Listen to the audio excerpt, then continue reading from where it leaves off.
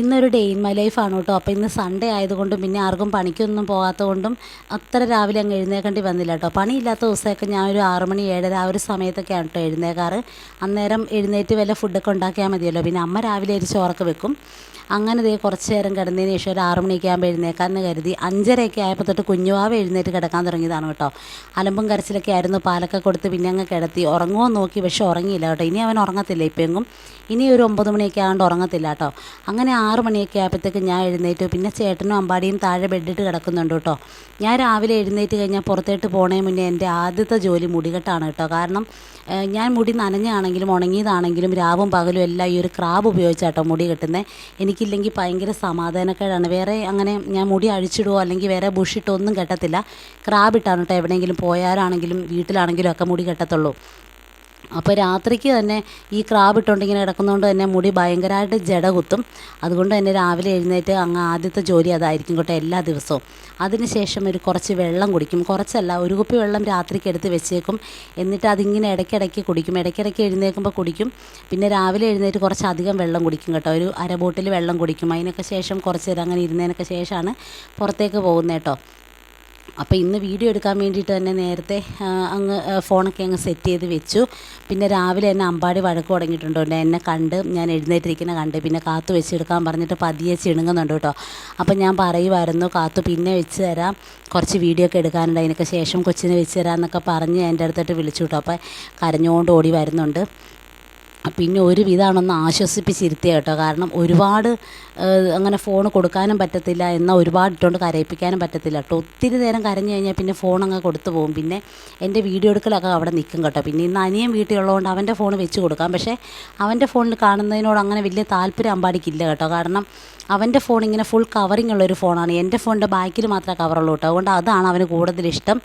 ഇങ്ങനെ full cover ചെയ്തിരിക്കുന്ന ഫോണിനോട് അവന് വലിയൊരു താല്പര്യമില്ല കേട്ടോ. അതുകൊണ്ട് അത് വെച്ച് തരട്ടെ എന്ന് ചോദിച്ചിട്ട് ആൾക്ക് ഒരു എന്താ പറയുക, ഒരു മൂകതയാണ്. കാരണം വലിയ സന്തോഷമൊന്നുമില്ല. അപ്പം ഞാൻ പറഞ്ഞു എങ്കിൽ അമ്മയുടെ ഫോൺ പിന്നെ തരാം, കുറച്ച് ജോലിയൊക്കെ ഉണ്ട്, അതൊക്കെ തീർത്തിട്ട് തരാമെന്ന് പറഞ്ഞിട്ടൊന്നും ആൾക്ക് വലിയ ഇതില്ല കേട്ടോ. ആളങ്ങനെ ചിണുങ്ങി കിടക്കുവാണെങ്കിൽ ബിസ്ക്കറ്റ് വേണമെന്ന് ചോദിച്ചിട്ട് ആൾക്കൊന്നും വേണ്ട. ആൾക്ക് രാവിലെ എഴുന്നേൽക്കുമ്പോഴേ ഉള്ള മരുന്നാണ് കാത്തു. അപ്പോൾ അത് വെച്ച് കൊടുത്തില്ലെങ്കിൽ പിന്നെ ഒരു അംഗമാണ് കേട്ടോ. പിന്നെ ഞാൻ അനിയൻ്റെ ഫോൺ അവിടെ ഇരിപ്പുണ്ടായിരുന്നു. അപ്പോൾ അതെടുത്തിട്ട് കാത്തു വെച്ച് തരാം എന്നൊക്കെ പറഞ്ഞിട്ടൊന്നും ആൾക്ക് വേണ്ട, സമ്മതിക്കണില്ല കേട്ടോ. അപ്പോൾ എനിക്ക് തോന്നി ഇനി ഇവിടെ ഇരുന്ന് കഴിഞ്ഞാൽ എൻ്റെ മുന്നോട്ടുള്ള പണികളൊന്നും നടക്കില്ല എന്ന് കണ്ടപ്പോഴത്തേനും പിന്നെ ഞാൻ ചേട്ടനെ വിളിച്ചിട്ട് അമ്പാടീനെ അങ്ങ് കൊടുത്ത് കുഞ്ഞിക്കുട്ടനെ നോക്കിക്കോളാൻ പറഞ്ഞിട്ട് ഞാൻ നേരെ അവിടെ നിന്ന് എസ്കേപ്പ് ആയിട്ടോ അടുക്കളയിലോട്ട്. അപ്പോൾ തലേദിവസം രാത്രിക്ക് ഞാൻ കുറച്ച് സാമ്പാറും ഉണ്ടാക്കി വെച്ചിട്ടുണ്ടായിരുന്നു. പിന്നെ അച്ചിങ്ങ മെഴുക്ക് വരട്ടി ഉണ്ടാക്കിയത് കുറച്ച് ഇരിപ്പുണ്ട് കേട്ടോ. അപ്പോൾ അത് രണ്ടും അങ്ങ് ചൂടാക്കാമെന്ന് കരുതി. പിന്നെ കുറച്ചധികം പച്ചക്കറികളുണ്ട് കേട്ടോ അവിടെ. അപ്പോൾ എന്തെങ്കിലുമൊക്കെ സ്പെഷ്യലായിട്ട് വല്ല പുതിയ പരീക്ഷണമൊക്കെ നടത്താമെന്നൊക്കെ ഓർത്തങ്ങനെ ഇരിക്കുവാണ്. എനിക്ക് പച്ചക്കറി കണ്ടു കഴിഞ്ഞാൽ പിന്നെ എനിക്ക് എന്തെങ്കിലുമൊക്കെ പരീക്ഷണം നടത്തിയില്ലെങ്കിൽ ഒരു സമാധാനം ഇല്ല കേട്ടോ. അങ്ങനെ ദേ സാമ്പാറൊക്കെ നല്ല രീതിയിൽ നിന്ന് തിളപ്പിച്ചു. പിന്നെ അച്ചിങ്ങ മെഴുക്ക് വരട്ടി ഒന്ന് ചൂടാക്കി. പച്ചക്കറിയൊക്കെ ഇരുന്ന് കഴിഞ്ഞാൽ ഇപ്പോൾ ചൂടിൻ്റെ ഇതുകൊണ്ട് പെട്ടെന്ന് ചീത്തയായി പോകും. അതുകൊണ്ടാണത് പെട്ടെന്ന് തന്നെ അങ്ങ് എടുക്കുന്നത് കേട്ടോ. അതിന് ശേഷം ദേ ഒരു ലോഡ് പാത്രം ഉണ്ടായിരുന്നത് വേഗം തന്നെ അതെല്ലാം കൊണ്ട് പുറത്തോട്ട് വന്നു കേട്ടോ. ഇവിടെ പിന്നെ പാത്രം കഴുകണതിന് പ്രത്യേകിച്ച് പഞ്ഞൊന്നുമില്ല. എനിക്കാണെങ്കിലും അമ്മയ്ക്കാണെങ്കിലും ഏറ്റവും കൂടുതൽ ജോലി ഈ ഒരു പാത്രം കഴുകാണ് കേട്ടോ. പിന്നെ പാത്രം കഴുകണ വീഡിയോ എപ്പോഴും കാണിക്കുന്നതുകൊണ്ട് തന്നെ അത് ആളുകൾക്ക് ബുദ്ധിമുട്ടാകണ്ടല്ലോ എന്ന് കരുതിയിട്ട് അതങ്ങ് സ്പീഡിലിട്ട് ചെയ്യുവാണ് കേട്ടോ.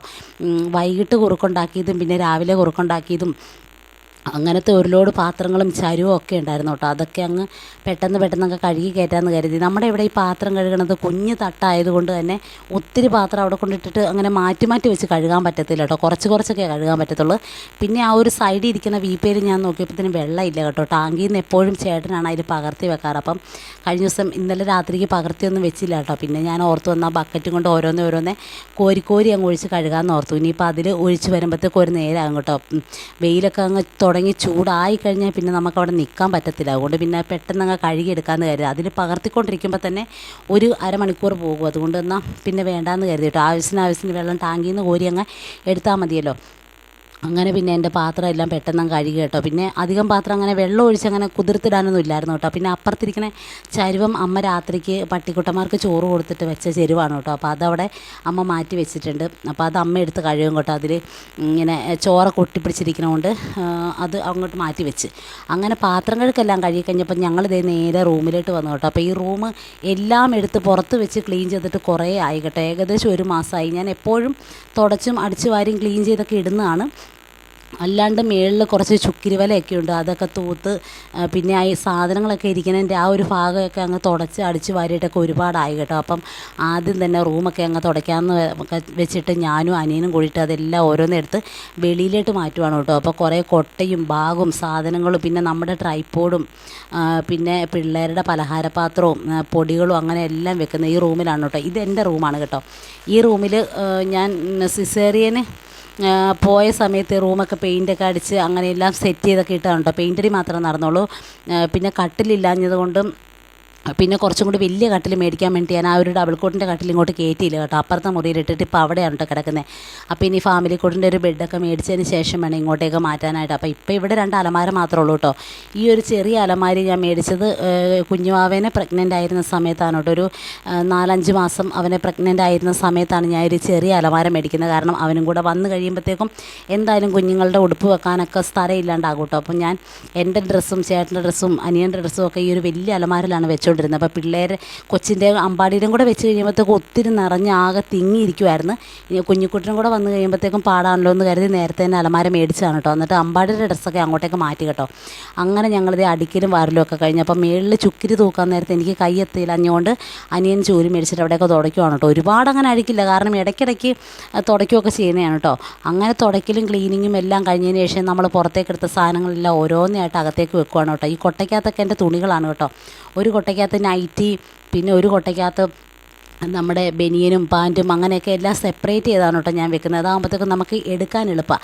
നൈറ്റി വേണമെങ്കിൽ നൈറ്റി കൊട്ട എടുക്കാം, അങ്ങനെ ഞാനെല്ലാം ഇങ്ങനെ സെപ്പറേറ്റ് ചെയ്താണ് കേട്ടോ വെക്കണത്. എല്ലാം കൂടെ കൂട്ടിക്കുഴച്ചിങ്ങനെ ഇട്ട് കഴിഞ്ഞാൽ നമുക്ക് ഭയങ്കര ബുദ്ധിമുട്ടാണ് കേട്ടോ. പിന്നെ ആ ഒരു ബാഗ് ഞാൻ എവിടെ പോയാലും ആ ബാഗാണ് കേട്ടോ. തുണിയൊക്കെ വെച്ചുകൊണ്ട് പോകണത് ആ ബാഗിലാണ് കേട്ടോ. പിന്നെ വേറെ എൻ്റെ മേക്കപ്പ് സാധനങ്ങളും അങ്ങനെയൊക്കെ വെക്കാൻ വേണ്ടി ഒരു കുട്ടി ബാഗുണ്ട് കേട്ടോ. അതാണ് എപ്പോൾ എവിടെ പോയാലും എടുത്തുകൊണ്ട് പോകുന്നത്. പിന്നെ ഈ ഒരു നീല കൊട്ടയ്ക്കകത്ത് മൊത്തം എൻ്റെ 3/4 ടീഷർട്ടും അങ്ങനത്തെ സാധനങ്ങളൊക്കെയാണ് കേട്ടോ. അങ്ങനെ അതെല്ലാം മാറ്റി വെച്ചു. പിന്നെ അങ്ങേ മൂലയിരിക്കുന്ന ഒരു പഴയ ട്രൈപ്പോഡാണ് കേട്ടോ. അപ്പോൾ അത് ആ മൂലയിൽ വെച്ചു. പിന്നെ ഇത് അമ്പാടി അവിടെ കിടന്ന് ഒരു തേങ്ങ എടുത്തുകൊണ്ട് വന്നിട്ടുണ്ട് കേട്ടോ. ഇത് ഞാൻ കഴിഞ്ഞ ദിവസം കടയിൽ പോയപ്പോൾ മേടിച്ച തേങ്ങയായിരുന്നു, നല്ലപോലെ കുലുങ്ങുന്നുണ്ടായിരുന്നു കേട്ടോ. പക്ഷേ എങ്കിൽ അതങ്ങനെ എടുക്കാണ്ട് അവിടെ കിടന്ന് അതിൻ്റെ അകത്തെ വെള്ളം മൊത്തം പറ്റിപ്പോയി. അതുകൊണ്ട് പിന്നെ ഞാനതങ്ങ് എടുത്തില്ല. പിന്നെ കൊപ്രയായി കാണുമെന്നോർത്ത് അങ്ങ് മാറ്റിയിട്ട് കേട്ടോ. അങ്ങനെ ഇതേ തുണിയും സാധനങ്ങളും പിന്നെ ആ ഒരു ചുമന്ന ബക്കറ്റിൻ്റെ അകത്ത് മറ്റേ റാഗിപ്പൊടി, അമൃതം പൊടി, പിന്നെ അമ്പാടിയുടെ ബിസ്ക്കറ്റ്, പലഹാരമൊക്കെ ആ ഒരു ബക്കറ്റിലാണ് കേട്ടോ ഇട്ട് വെക്കുന്നത്. പിന്നെ തൊട്ടപ്പുറത്ത് ഒരു ഭരണിക്കകത്ത് ഗോതമ്പൊക്കെ ഇരിപ്പുണ്ട് കേട്ടോ. അങ്ങനെ സാധനങ്ങളെല്ലാം കുറേശ്ശെ ഒക്കെ ആയിട്ട് എടുത്ത് വെച്ച് ഈ മുറിയിൽ വലിയ കുഴപ്പമില്ലാത്ത വെട്ടവും വെളിച്ചമൊക്കെ ഉണ്ട് കേട്ടോ വീഡിയോ എടുക്കാനൊക്കെ ആയിട്ട്. അടുക്കളയിലാണെങ്കിൽ ഒട്ടും ക്ലാരിറ്റി ഇല്ല, എവിടെ വെച്ചാലും ഇരുട്ടാണ് കേട്ടോ. അങ്ങനെ അതെല്ലാം വന്നപ്പോഴത്തേക്കും അമ്പാടി ഓർത്ത് കേക്കായിരിക്കും. അപ്പോൾ അമ്പാടി പറയുമായിരുന്നു കേട്ടോ, ഹാപ്പി ടു യു തരാൻ പറയുമായിരുന്നു. ഞാൻ പറഞ്ഞത് അമ്മയുടെ തുണികളാണ്. അപ്പം കുറേ തുണികളൊക്കെ ഞാൻ അതിനകത്ത് എടുത്ത് വെച്ചു കേട്ടോ. അങ്ങനെ നമ്മുടെ ക്ലീനിങ്ങും കാര്യങ്ങളൊക്കെ ഒരുവിധം അങ്ങ് കഴിഞ്ഞ് വന്നിട്ട് റൂമുകളൊക്കെ നല്ല രീതിയിൽ തുടച്ച് കേട്ടോ. എനിക്ക് അങ്ങനെ ഇരിക്കുമ്പോൾ ഓരോ തോന്നലാണ് കേട്ടോ. പിന്നെ അതേ കുറേ പേപ്പർ കഴിഞ്ഞ പ്രാവശ്യം കടയിൽ നിന്ന് മേടിച്ചു കേട്ടോ, അതും എടുത്ത് വെച്ചു. അങ്ങനെ റൂമിലെ പരിപാടിയെല്ലാം കഴിഞ്ഞപ്പോഴത്തേക്കും ഞാൻ നേരെ പോയിട്ട് പല്ലൊക്കെ അങ്ങ് തേച്ച് കേട്ടോ. രാവിലെ പല്ല് തേയൊന്നും കഴിയാണ്ടാണ് എൻ്റെ ഈ കാര്യങ്ങളൊക്കെ അങ്ങ് ചെയ്ത് കേട്ടോ. അകത്തെ കാര്യങ്ങളെല്ലാം കഴിഞ്ഞതിന് ശേഷം പതിയെ തേച്ചാൽ മതിയല്ലോ എന്ന് ഓർത്ത്. പിന്നെ രാത്രിക്ക് ഞാൻ പല്ലൊക്കെ തേച്ചിട്ട് കിടക്കുന്നതുകൊണ്ട് അത്ര രാവിലെ അങ്ങ് എഴുന്നേൽക്കുമ്പോഴേ ചെയ്യേണ്ട കാര്യമില്ലോ. അപ്പോൾ അതൊക്കെ കഴിഞ്ഞിട്ട് പുറത്തിറങ്ങിയാൽ മതിയല്ലോ. അങ്ങനെ അവിടെ നമ്മുടെ സ്ഥിരം ലൊക്കേഷനിൽ വന്ന് നിന്ന് പല്ലൊക്കെ തേക്കുവാണ് കേട്ടോ. ഇനിയിപ്പോൾ വല്ലതും ഉണ്ടാക്കി കഴിക്കണം, സാധനങ്ങളൊക്കെ മേടിച്ചുകൊണ്ട് വരണം കേട്ടോ. അങ്ങനെ പിന്നെ ചേട്ടനെ കടയിൽ വിട്ട് പുട്ടുപൊടിയൊക്കെ മേടിപ്പിച്ചിട്ടുണ്ടായിരുന്നു. അങ്ങനെ പെട്ടെന്ന് തന്നെ പുട്ടുണ്ടാക്കാമെന്ന് കരുതിയപ്പോൾ ഞാൻ ചൂട് വെള്ളത്തിൽ പുട്ടുപൊടിയൊക്കെ അങ്ങ് നനച്ച് വെക്കണം കേട്ടോ. ഇത് എത്ര നനച്ച് വെച്ചാലും വീണ്ടും പഴയപടിയാകും കേട്ടോ. അതുകൊണ്ട് തന്നെ ഒരു അരമണിക്കൂർ മുമ്പെങ്കിലും നനച്ച് വെക്കണം. അപ്പോൾ ഞാൻ പുട്ടുപൊടിയൊക്കെ അവിടെ നനച്ച് വെക്കുവാണ് കേട്ടോ. അതൊരു 10 മിനിറ്റ് അങ്ങ് നനച്ച് വെച്ചിട്ട് വീണ്ടും നനയ്ക്കണം തരുതരെ. അപ്പോൾ ഞാൻ പുട്ടുപൊടിയൊക്കെ നനയ്ക്കുന്ന സമയം കൊണ്ട് അമ്മേനെ തേങ്ങ ചിരകാൻ ഏൽപ്പിച്ചു കേട്ടോ. എനിക്കങ്ങനെ ഒത്തിരി നേരം അങ്ങ് ഇരുന്ന് സൈഡ് ചെരിഞ്ഞിരുന്ന് തേങ്ങ ചിരണ്ടാൻ പാടില്ല കേട്ടോ. അതുകൊണ്ട് അമ്മയാണ് ചിരണ്ടി തരാറ്, അല്ലെങ്കിൽ ചേട്ടനാണ് കേട്ടോ തേങ്ങ ചിരണ്ടി തരാറ്. ഇപ്പം മോര് കാച്ചാനും അവിയലുണ്ടാക്കാനും ഇതേപോലെ പുട്ടുണ്ടാക്കാനൊക്കെ അവർ രണ്ടുപേരുമാണ് എനിക്ക് മാറി തേങ്ങയൊക്കെ ചിരണ്ടി തന്നെ കേട്ടോ. അങ്ങനെ ദേ പൊടിയെല്ലാം ഒരുവിധം ഒരു തവണ നനച്ച് വെച്ചു. അതിന് ശേഷം ദേ അമ്മ ഇവിടെ നിന്ന് തേങ്ങയൊക്കെ ചിരണ്ടുന്നുണ്ട് കേട്ടോ. അപ്പോൾ കുഞ്ഞ് തേങ്ങ ആയതുകൊണ്ട് 2 മുറി എടുക്കുന്നുണ്ട്. ഞങ്ങളിവിടെ ഒരു പാക്കറ്റ് പൊടി ഫുള്ളായിട്ട് അങ്ങ് എടുക്കും കേട്ടോ, മാറ്റി വെച്ചേക്കത്തില്ല. അപ്പോൾ ദേ ഒന്നുകൂടി ഞാൻ വന്ന് പൊടിയൊക്കെ ഒന്ന് നനയ്ക്കുന്നുണ്ട് കേട്ടോ. അപ്പോൾ പുട്ടുകുറ്റി അടുപ്പത്ത് വെച്ചിട്ടുണ്ട്.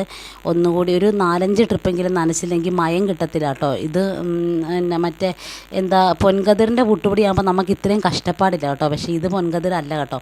പൊൻകതിറിൻ്റെ പുട്ടുപൊടി ഇവിടുത്തെ കടകളിലൊന്നും വരാറില്ല കേട്ടോ. അങ്ങനെ ദേ ഞാൻ വെള്ളമൊക്കെ നല്ലപോലെ തിളച്ച് കഴിഞ്ഞപ്പോൾ ഒരു ചെറിയ പാത്രത്തിൽ കുറച്ച് തേങ്ങ എടുത്തിട്ടാണ് ഞാനിപ്പം ഉണ്ടാക്കുന്നത് കേട്ടോ പുട്ട്.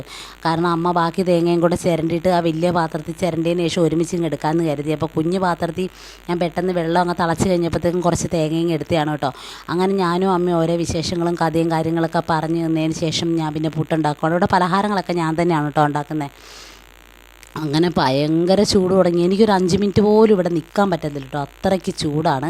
പിന്നെ പെട്ടെന്ന് പുട്ടൊക്കെ ഉണ്ടാക്കി. കാരണം എല്ലാവർക്കും വിശക്കാനൊക്കെ തുടങ്ങിക്കഴിഞ്ഞാൽ പിന്നെ എനിക്ക് സങ്കടമാണ് കേട്ടോ. ഞാൻ കഴിച്ചില്ലെങ്കിലും വീട്ടിലുള്ളവർക്ക് വിശന്ന് കഴിഞ്ഞാൽ പിന്നെ എനിക്ക് ഭയങ്കര ബുദ്ധിമുട്ട്. എന്തെങ്കിലുമൊക്കെ ഉണ്ടാക്കി അവർ കഴിച്ച് അവരുടെ വയറ് നിറഞ്ഞ് കഴിയുമ്പോഴത്തേക്കുണ്ട് എനിക്ക് ഭയങ്കര സന്തോഷം. എല്ലാ വീട്ടിലും അങ്ങനെയൊക്കെ തന്നെയാണോ എന്നറിയത്തില്ല കേട്ടോ. എനിക്ക് ഒരു സമാധാനമില്ല. ഇപ്പം അമ്പാടിയാണെങ്കിലും ചേട്ടനാണെങ്കിലും അനിയനാണെങ്കിലും ആര് തന്നെ ആണെങ്കിലും അമ്മയാണെങ്കിലൊക്കെ വിശക്കണം എന്നും പറഞ്ഞൊരു വാക്ക് പറഞ്ഞു കഴിഞ്ഞാൽ പിന്നെ ഭയങ്കര ഒരു സമാധാനക്കേടാണ് കേട്ടോ. നമുക്ക് ഭയങ്കര സങ്കടമാണ്.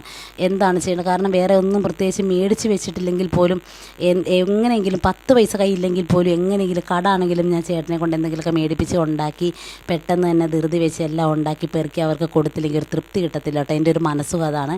പിന്നെ ദേ ചേട്ടൻ പുട്ടുപൊടിയൊക്കെ മേടിക്കാൻ പോയപ്പോഴത്തേനും കൂടെ പഴവും കൂടെ മേടിച്ചിട്ടുണ്ടായിരുന്നു. അമ്പാടി എപ്പോഴും പഴം ചോദിക്കും കേട്ടോ. അപ്പോൾ അവനും കൂടെ കൂടിയിട്ടാണ് പഴം മേടിച്ചത് കേട്ടോ. അങ്ങനെ ദേ പഴവും പുട്ടും എല്ലാം പെട്ടെന്ന് അങ്ങ് റെഡിയാക്കി. അപ്പോൾ ഇന്നലെ കറി വെച്ച സാമ്പാറാണ് കേട്ടോ. നല്ല കുറുകുറാന്നുള്ള സാമ്പാറും റെഡിയാക്കി വെച്ചിട്ടുണ്ട്.